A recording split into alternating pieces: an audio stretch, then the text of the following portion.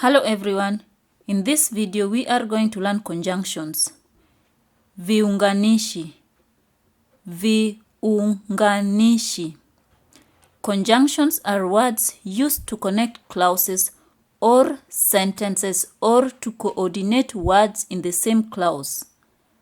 But, if, and so on.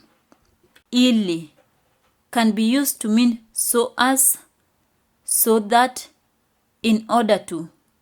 Ninapika ili nile. I'm cooking in order to eat. Ninapika ili nile. Ingawa. Although. Even though. Ingawa. Alikuja kazini ingawa mtoto wake ni mgonjwa. He came to work even though his child is sick. Alikuja kazini ingawa mtoto wake ni mgonjwa. Anasaidia familia yake ingawa yeye ni maskini. He helps his family even though he is poor. Anasaidia familia yake ingawa yeye ni maskini. Juu ya hayo. Moreover. Juu ya hayo. Chakula ni haba, juu ya hayo ni ghali mno. Food is scarce. Moreover, it is very expensive. Chakula ni haba, juu ya hayo ni ghali mno. Mwalimu huyu ni mzuri, juu ya hayo ni mpole. This teacher is good. Moreover, he is gentle.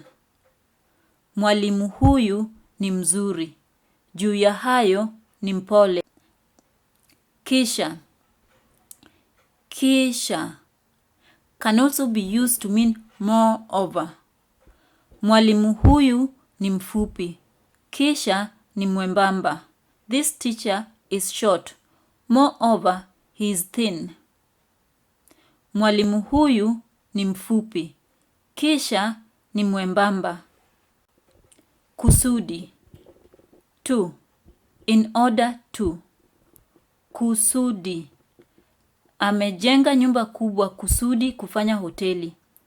He has built the big house in order to make a hotel. Amejenga nyumba kubwa kusudi kufanya hoteli. Kwa. Kwa can be used to mean for, to, by, or with. Anafanya kazi kwa Bwana Kamau. He works for Mr. Kamau. Anafanya kazi kwa Bwana Kamau. Kata maembe kwa kisu. Cut the mango with a knife. Kata maembe kwa kisu. Mimi huenda shuleni kwa miguu. I go to school by foot.